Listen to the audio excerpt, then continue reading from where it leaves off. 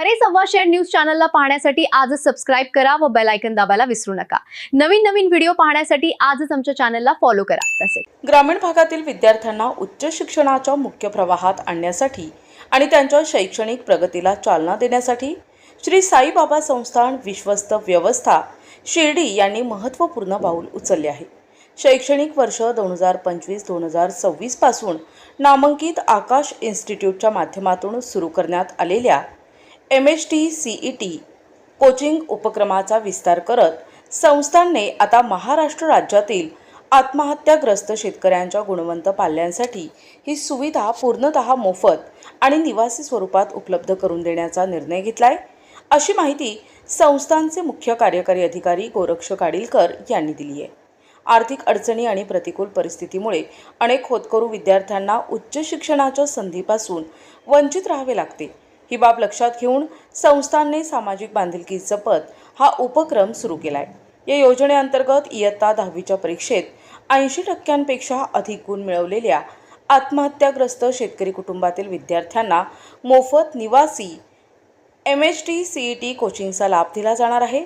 संस्थानच्या वतीनं विद्यार्थ्यांच्या निवास, भोजन आणि प्रशिक्षणाची संपूर्ण जबाबदारी उचलण्यात येणार असून श्री साई बाबा कनिष्ठ महाविद्यालय शिर्डी येथे सुरू असलेल्या आकाश इन्स्टिट्यूटच्या अनुभवी तज्ज्ञांकडून विद्यार्थ्यांना दर्जेदार मार्गदर्शन दिले जाईल।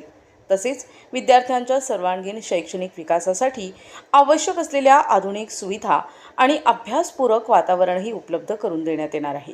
या सुविधेचा लाभ घेण्यासाठी पात्र विद्यार्थ्यांनी श्री साई बाबा कनिष्ठ महाविद्यालय शिर्डी येथे प्रवेश घेणे आवश्यक राहणार आहे। या योजनेमुळे राज्यातील गरजू आणि गुणवंत विद्यार्थ्यांना इंजिनिअरिंग, फार्मसी आदी तांत्रिक अभ्यासक्रमांच्या प्रवेश परीक्षांची प्रभावी तयारी करण्याची संधी मिळणार असून त्यांच्या करिअरला नवी दिशा मिळण्यास मदत होणार आहे। या उपक्रमाचा जास्तीत जास्त पात्र विद्यार्थ्यांनी लाभ घ्यावा असे आवाहन श्री साई बाबा संस्थान विश्वस्त व्यवस्था शिर्डी यांच्या वतीनं करण्यात आले आहे। ओम साईराम। श्री साईबाबांच्या दर्शनासाठी देश विदेशातून लाखो साईभक्त या ठिकाणी येत असतात। बाबांचं दर्शन झाल्यानंतर भरभरून दान ते बाबांच्या झोळीमध्ये अर्पण करत असतात। जे दान या ठिकाणी येतं त्या दानाचा वेगवेगळ्या सामाजिक उपक्रमासाठीचा वापर जो आहे तो श्री साईबाबा संस्थांच्या माध्यमातून केला जातो। त्याचाच भाग म्हणून जे आहे राज्यामध्ये ज्या शेतकऱ्यांनी आत्महत्या केलेल्या आहेत त्या शेतकऱ्यांचं मुलगा मुलगी इयत्ता 10वीमध्ये असेल आणि 10वीमध्ये त्याला 80% जास्त मार्क्स मिळालेले असतील तर त्याचं 11वी आणि 12वीचं सर्व शिक्षण जे आहे ते श्री साईबाबा संस्थांच्या मार्फत केला जाईल।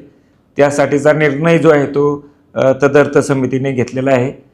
त्यामध्ये त्या मुलाची राहण्याची व्यवस्था, त्याची प्रसाद भोजनाची व्यवस्था, त्याचा जो शैक्षणिक खर्च जो आहे तो शैक्षणिक खर्चसुद्धा जो आहे तो संस्थांच्या मार्फत केला जाईल। सर्वात महत्त्वाचं म्हणजे मागच्या वर्षापासून जे आहे ते साईबाबा संस्थांमध्ये आकाश कोचिंग क्लासेस मार्फत जे आहे ते 11वी आणि 12वीतल्या मुलांना जे आहे ते कोचिंगची सुविधा जी आहे ती संस्थांनी उपलब्ध करून दिलेली आहे।